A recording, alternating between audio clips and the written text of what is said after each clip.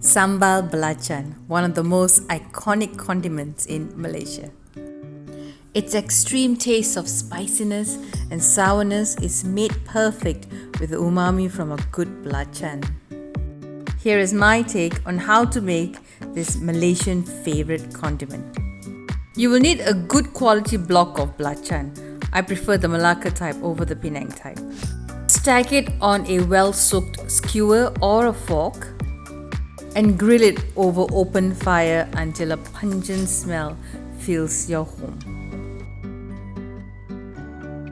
You can always opt to use a food processor or a blender, but nothing makes a good sambal belacan than a mortar and pestle.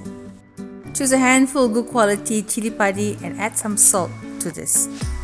The salt actually makes the pounding a lot easier. I do this to loosen the chili a little bit so that I can get the seeds out. After a few pounds, you can easily pick up the chili padi flesh from the mortar. Discard the seeds and return the mortar. Return the seedless chili padi to the mortar and continue pounding. Once the chili padi is slightly broken down, you can add 3 cut seedless red chilies. Add a little bit more salt here. I usually add 2 cut and seeded green chilies. I do this more to give it a good color. The green is a beautiful contrast against the red. I'm going to add a little bit of sugar here. I'm using brown sugar. If you've noticed, I've gradually added salt and sugar into the pounding. The reason behind this is that the salt and the sugar actually aids in making the pounding easier and faster. So constantly scoop up your chilies so that everything gets equally pounded.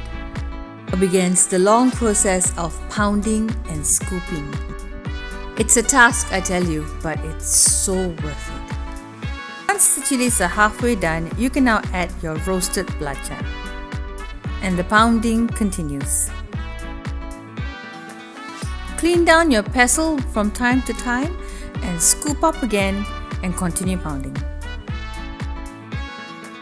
Once the belacan is well blended into the chili, now it's time to add a secret ingredient. This is the ingredient that gives it an extra kick, but more importantly, it helps you preserve your sambal belacan a lot longer. The ingredient I'm talking about is a small ball